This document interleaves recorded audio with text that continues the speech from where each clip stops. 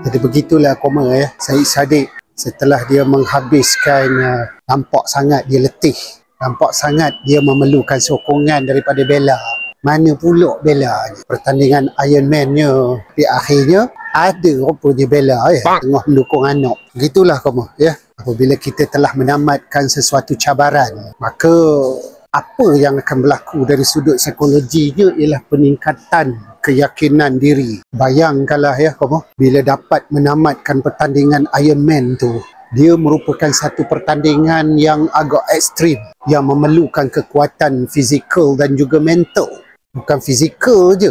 Jadi orang macam Syed Saddiq ni, apa yang dia akan dapat ialah satu lonjakan keyakinan diri yang begitu tinggi. Walaupun rasa letih, walaupun rasa tak bermaya, mungkin sakit-sakit otot, tapi yang pentingnya keyakinan diri dia tu akan bertambah.